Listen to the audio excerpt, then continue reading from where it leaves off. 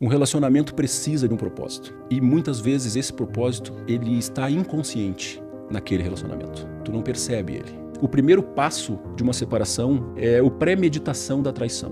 A pessoa, ela não sai do relacionamento antes de premeditar uma traição. Quais pensamentos que você tinha? Eu tinha pensamentos de que eu era uma pessoa feia, vamos dizer, fisicamente. Eu tinha pensamentos que eu era uma pessoa incompetente em todas as áreas. Não só pela falta de conhecimento, mas sim pela falta de capacidade de aprender algo. Que a traição ela não é um erro, ela é uma escolha, né? E aí eu conheci a minha esposa. E é aí que a história toda começa. Tinha quantos anos, mais ou menos? Eu conheci a minha esposa com 19 anos. Aos 22 anos eu já era pai. Tá, mas eu vou chegar lá. Foi tudo meio rápido, né? Eu comecei um namoro com a minha esposa. A minha esposa vinha de uma família bem diferente da minha. Tá? Ou seja, ela vinha de uma outra tribo. Ela foi uma mulher criada só por mulheres. E eu vinha de uma tribo totalmente disfuncional, onde o abandono, a insegurança, a indecisão, tudo estava ali em mim. Então ela me encontrou totalmente doente e eu também a encontrei totalmente doente, porque ela tinha uma energia masculina fora do sério.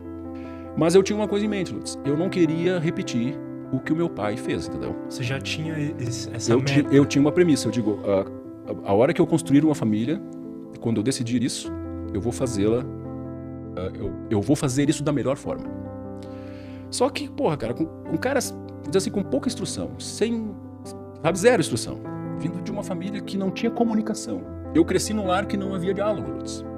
Simplesmente as crianças eram como árvores, elas cresciam no pátio, né? Tipo assim, se nasceu no teu pátio é porque é teu, sabe? Então a gente se criou ali. Era, tipo assim, o pai num canto, a mãe no outro. E a gente ia descobrindo as coisas com o tempo, porque não havia diálogo. E por isso eu era muito desinformado. E aí eu encontrei a minha futura esposa, começamos a namorar. E ela muito insegura. Ela era muito insegura. E trazia essa energia masculina mais exacerbada. Que ela veio da casa das 7 mulheres. Só tinha mulher naquela casa. Quais são as características de uma energia masculina, você diria? A mulher assume o papel primordial do homem. Ela impede inconscientemente que o homem se posicione numa relação com a energia, vamos dizer assim, psíquico-física dele. Ou seja, ele foi projetado para aquilo.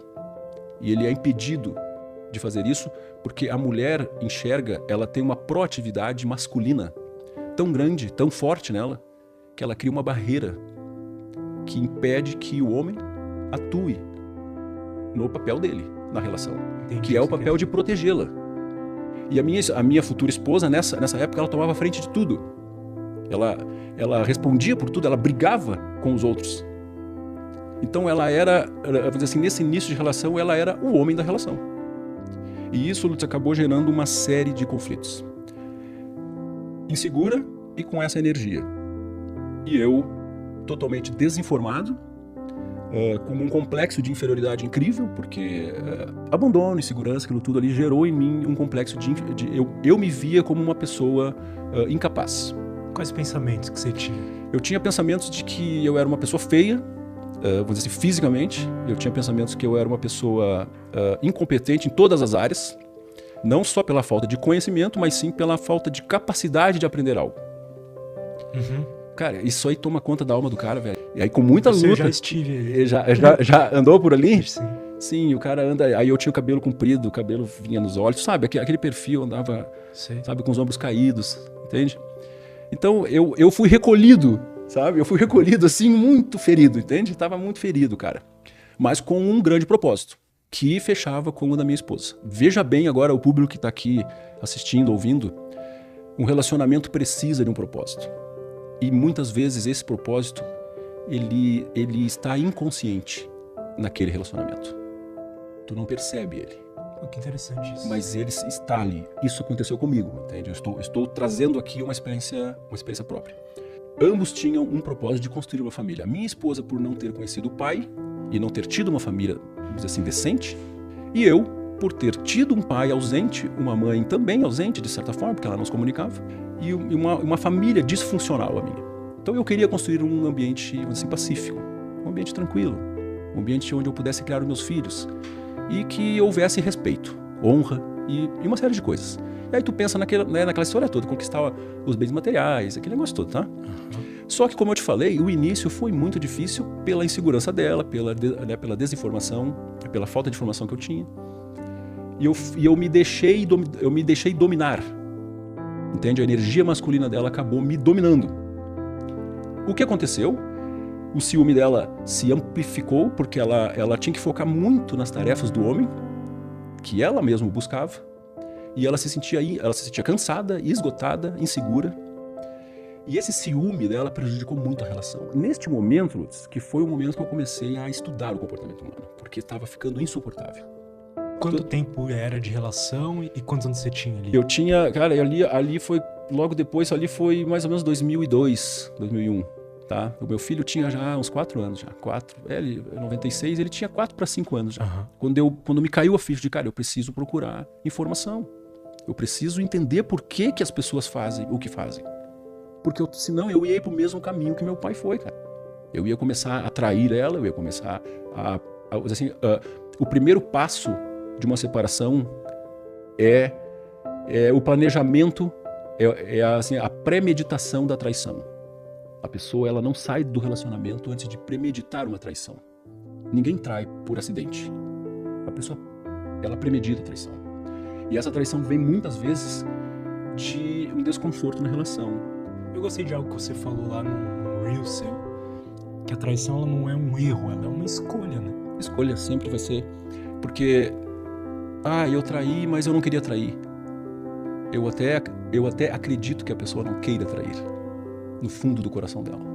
Mas ela tem tempo para decidir. Ela pode decidir. E isso eu não queria para mim.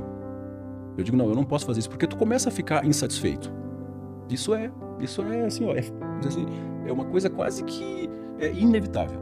Tu começa a ter muitos desafetos na tua relação, e desencontros, desentendimentos, tu vai ficando carente. A tua esposa também vai ficando carente, porque vocês só brigam. Um ciumento na relação, cara, destrói a relação. E a gente vai falar um pouquinho mais adiante disso aí. E aí eu fui buscar o conhecimento. Eu digo, não, isso não pode acontecer. Eu não quero repetir esse padrão aí. Porque, é uma regra, eu me criei, o meu pai era um cara promíscuo e eu sou promíscuo porque a culpa é dele. Não. Tu não é o erro. Tu pode estar um tempo inserido dentro do erro. Mas se tu te considerar o erro, acabou o jogo pra ti. E eu entendi isso aí na época. Eu digo, não, cara, eu não vou repetir. E fui atrás do conhecimento. Primeiro passo era lidar com o ciúme dela. A energia masculina ainda continuava, porque era muito forte nela. E o ciúme, isso naquela época já, eu descobri um fato muito importante com relação ao ciúme. As pessoas, quando estão se relacionando com alguém que tem ciúme excessivo, elas tendem a culpar o ciumento. Elas dizem assim, tu é louco, tu é louca, é ciumenta, é isso, é aquilo, rotula a pessoa como doente. Essa mulher não me larga de mão, essa mulher é louca, eu não posso fazer nada. Mas isso naquela época eu descobri que o alvo do ciúme, ele é, se não o único responsável, o mais importante na relação. Ele é o coautor da saída, do planejamento da fuga, vamos supor assim, né? O alvo do ciúme, ele tem um papel importantíssimo na cura do ciumento. Só que o egoísmo que nós carregamos, o que a gente faz? A gente se coloca numa posição de vítima. Era o que eu fazia antes. Logo que começou esse processo, eu me colocava nessa posição. Eu reclamava. Tipo, mas eu não tenho liberdade. A minha mulher, ela não me deixa eu estar com os meus amigos. Olha só, ela me isolou do mundo. Mas foi culpa minha. Mas não, ali naquele início, eu dizia que a culpa era dela. Essa mulher é louca. Essa mulher é isso, aquilo, entende? Uhum. E eu tava querendo transferir total responsabilidade para ela. E quanto mais eu fazia isso, mais ela se afundava no ciúme excessivo. E mais a nossa relação se afundava. E isso já com filho. E eu pensando, meu Deus, onde é que está a saída? Quando eu descobri que o alvo ele tem um papel crucial, vamos dizer assim, na cura, tudo começou a mudar. Porque eu comecei a me comportar de uma forma mais alinhada com o problema dela. Ou seja, eu comecei a dar suporte para que a insegurança dela não tomasse conta. Ou seja, eu comecei a dar informações. Há um limite humano. E esse limite, quando ele é invadido, te gera raiva. Tu fica ressentido com isso. Só que eu percebi que esta invasão, ela poderia ser controlada através da satisfação. Ou seja, eu desci do meu pedestal, parei de culpar ela, parei de me vitimizar e levantei a bandeira da paz. E o que eu fazia? Eu dizia, não, ó, hoje eu vou em tal lugar, tu quer junto comigo? Sabe? E ela, pô, e nisso ela ficava assim, não, eu vou junto. Aí levava junto, dava satisfação. Celular, senha, nem pensar. Pô, tá aqui o celular. Porque, cara, o ciumento, ele é terrível. Ele cria cenários na mente dele que são catastróficos. Então, qualquer vestígio, ou seja, qualquer informação suspeita, ele cria um cenário catastrófico. A senha ele não quer me dar, então ele tá me traindo. Qualquer situação que se encaixe com aquele alerta, com aquele medo que ela tem, vai virar um pensamento, vai virar uma história na cabeça da pessoa. Vira. Isso cria-se um cenário catastrófico. Por quê? Porque existe a crença do ciumento, a crença nele mesmo. E existe a crença do ciumento com relação aos outros. Então, o que o ciumento pensa? Eu não mereço ser amado. Eu não sou uma pessoa legal. Sabe? Eu não sou, assim, uma pessoa agradável. E a crença com relação aos outros é o seguinte: se ele olhou para outra na rua é porque ele vai me trair. Entendeu?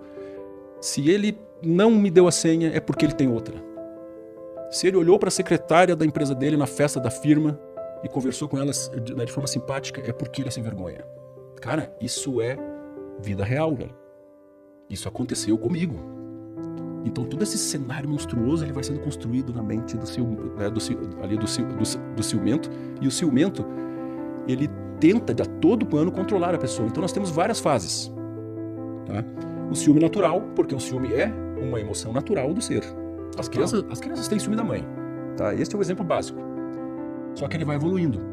No segundo estágio, a pessoa começa a investigar. Ela veste a farda de detetive e começa a investigar, mas ela ainda não envolve o alvo do ciúme. Ela tem um controle. Tipo, eu vi minha esposa assim, numa situação meio, suspeita. Eu, até vou dar uma olhada. Vou tentar descobrir algo, mas não envolve ela. Eu não exponho essa emoção. Tá? Então tudo fica ainda legal. Depois vem a fase do controle. Aí a pessoa já mostra que tem ciúme mesmo. Ela já chuta o balde e ela começa a controlar. Ou seja, senha do celular, onde tu vai.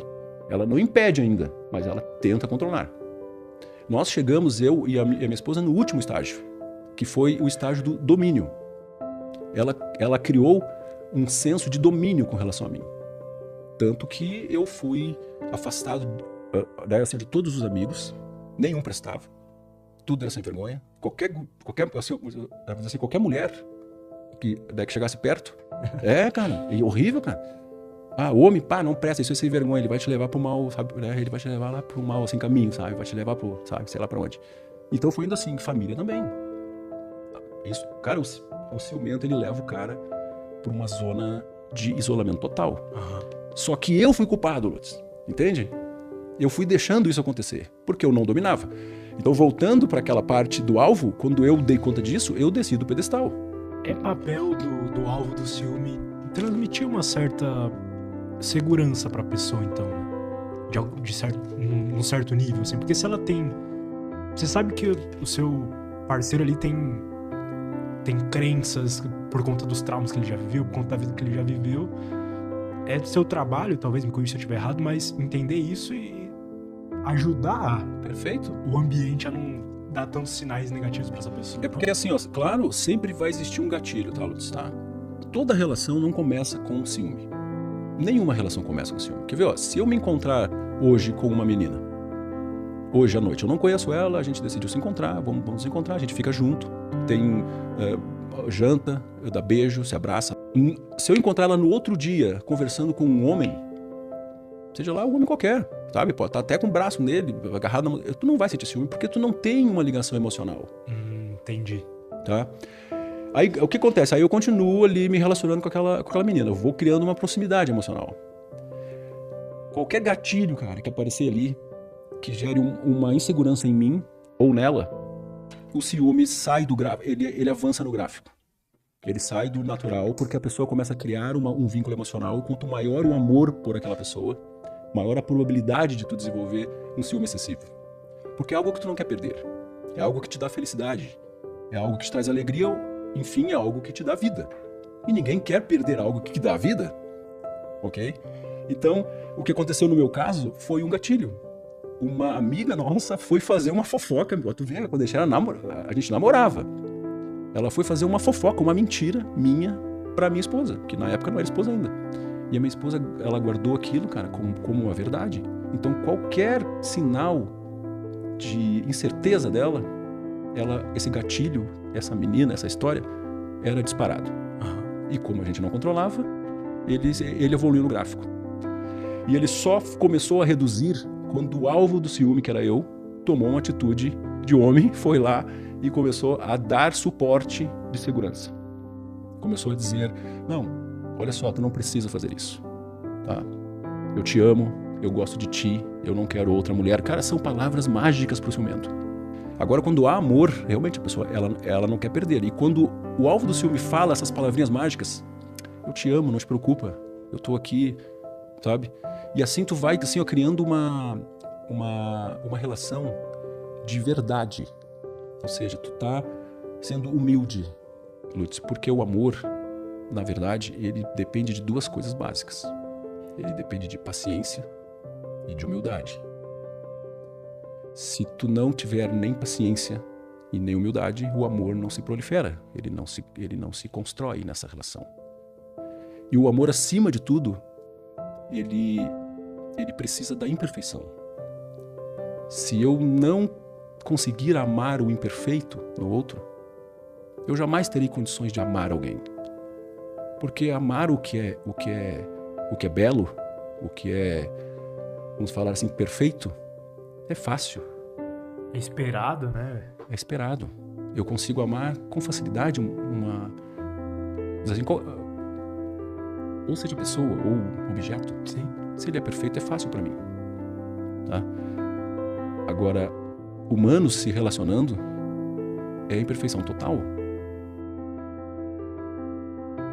Mais cedo ou mais tarde, em qualquer relacionamento, a gente vai se decepcionar. É porque se relacionar com as outras pessoas é saber que o outro é o outro. Ele vai agir da forma como ele acha que é importante pra si. E você cria uma certa expectativa de como ele vai agir, e em algum momento aquilo é quebrado. Né? Exato, porque a gente se pega como referência. Igual, às vezes você faz alguma coisa, né? Você, sei lá, teve uma atitude que não foi muito interessante, pelo menos pra mim. O que eu falo pra você? Eu, no seu lugar, teria feito diferente. Eu sempre me pego como referência, da forma como eu agiria. Só que quando eu me pego como referência, eu esqueço que o outro é individual, entende? O outro, ele precisa existir também na sua autenticidade. E eu não tô falando para aceitar tudo. Não é, tipo, você não tem que aceitar tudo do outro, mas você tem que entender que o outro não é a extensão do seu ego. O outro é o outro. Por isso que existe uma grande dificuldade de relacionamentos e as pessoas estão se isolando cada vez mais da sociedade. Será que isso que você está falando não pode gerar justamente um certo medo de se aproximar demais das pessoas e fazer a gente se afastar um pouco mais? Mas é óbvio que a gente tem medo de se relacionar, porque a gente tem medo de tudo aquilo que a gente não controla. Verdade. Entendeu? Eu tenho medo do desconhecido. Por isso que às vezes eu quero me relacionar com uma pessoa que seja a extensão do meu ego pela previsibilidade. Verdade. Entendeu? Porque aquela pessoa, se ela for igual a mim, eu sei como ela vai agir. Se aquela pessoa fizer tudo aquilo que eu quero, eu sei como ela vai agir. Agora, se eu coloco o outro na ideia de preservar a própria autenticidade, eu não tenho controle sobre o outro. E lidar com relacionamentos, independente das relações e da forma que a gente se relaciona, é lidar com pessoas. É lidar também com o desagrado, o desconforto que o outro vai me causar. Porque o outro vai me causar desconforto. Entende? Ele não vai agir da forma como eu quero exatamente o tempo todo. O outro tem a construção de um mundo dele. Tem seus medos, tem seus monstros, tem seus traumas, tem seus limites.